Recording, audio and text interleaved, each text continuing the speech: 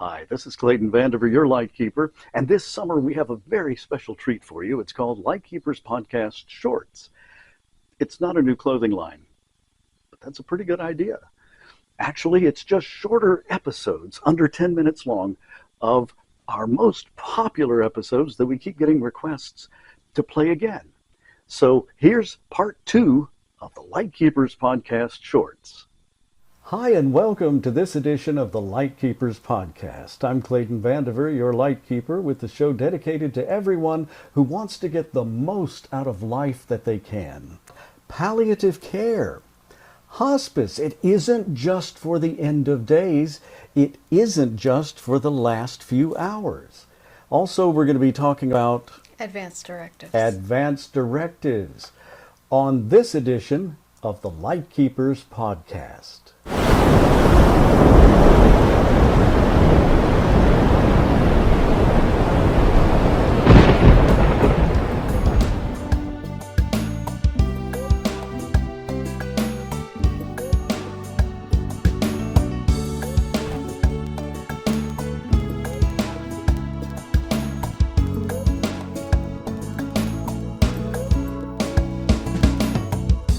Before we start, I'd like to invite you to please leave your questions or comments below. We love to hear from you, and every week we answer those questions and comments that appear online every Wednesday evening at 7 p.m.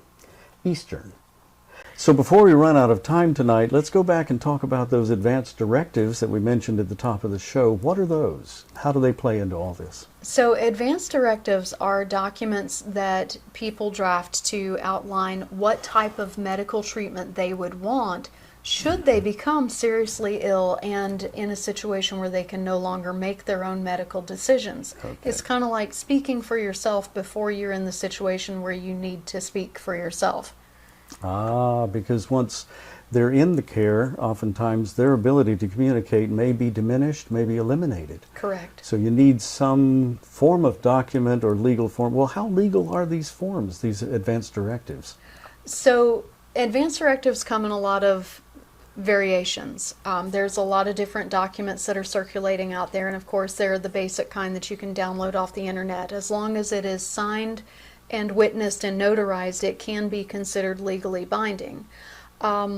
There is a document called the 5 Wishes, which is legally binding in 48 states.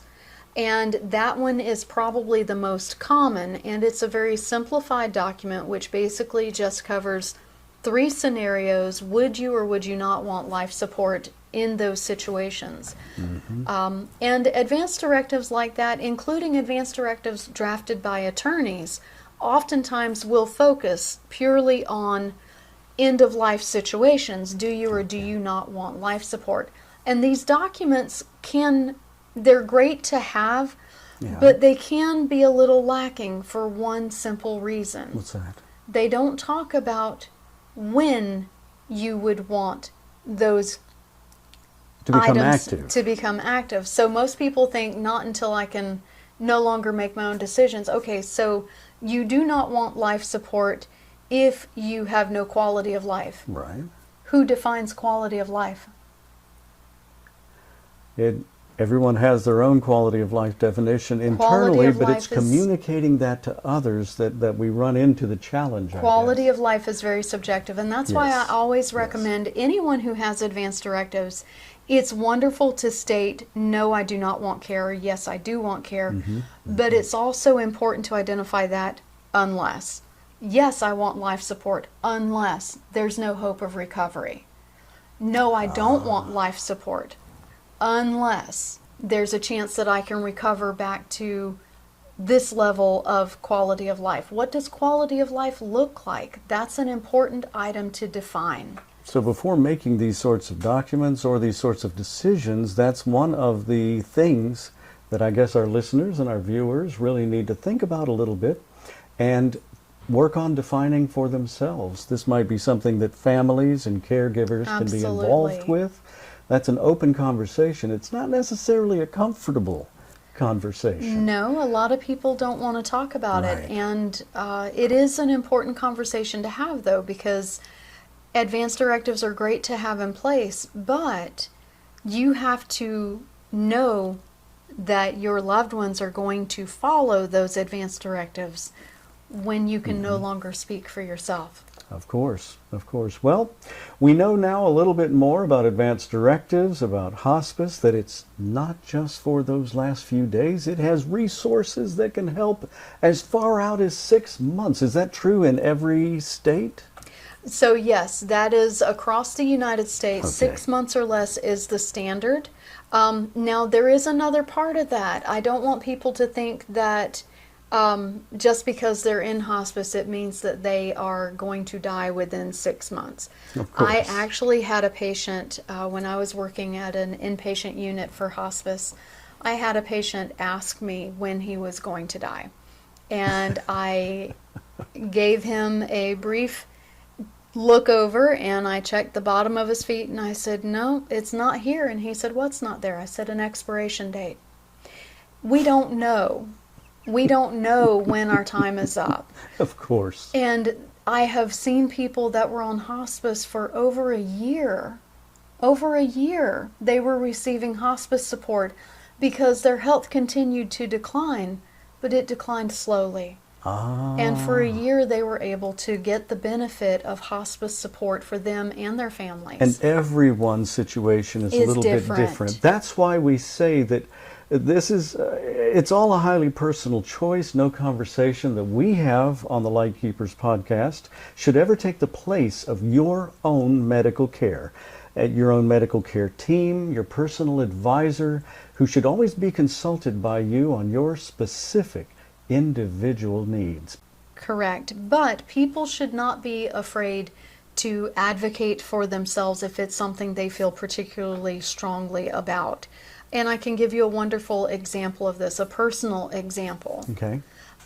My father had lung cancer, and he had already had part of one lung removed, and they found cancer in the other lung. And he didn't want any more surgeries, and he didn't want to do the cancer treatment. He wanted hospice so he could be comfortable and actually have a decent quality of life for his remaining time.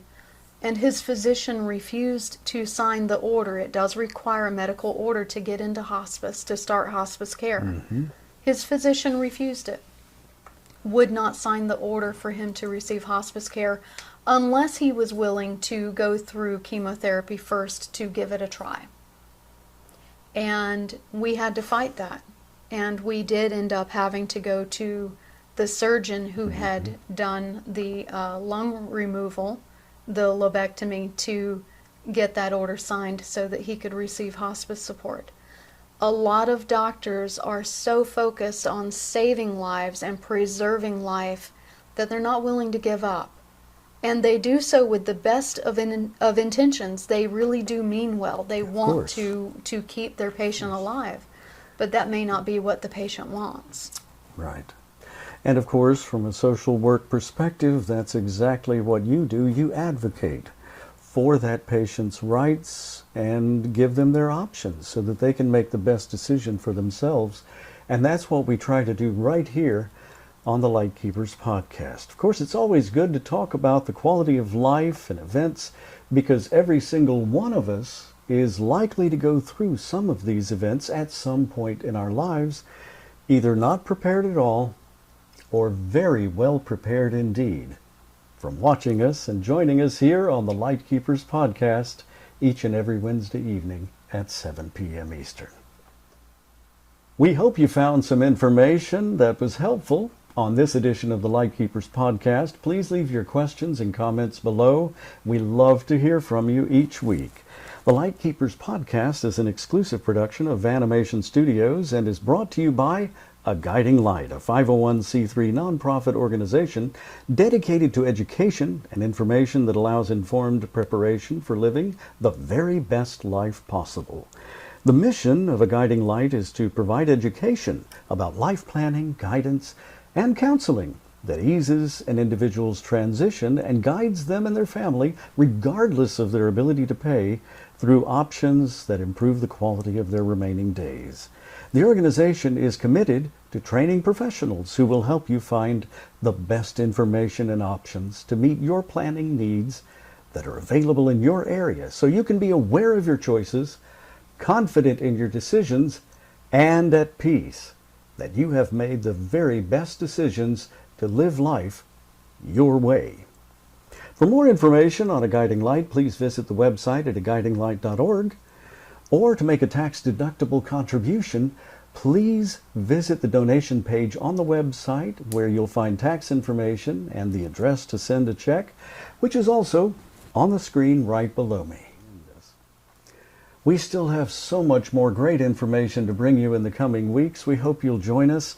And your questions and comments, we always love to hear from you. Speaking of that, hit the like and subscribe button right now while you're thinking about it. Turn on that notify bell so you'll catch every single episode. I'm Clayton Vandiver, the Lightkeeper. We'll see you then.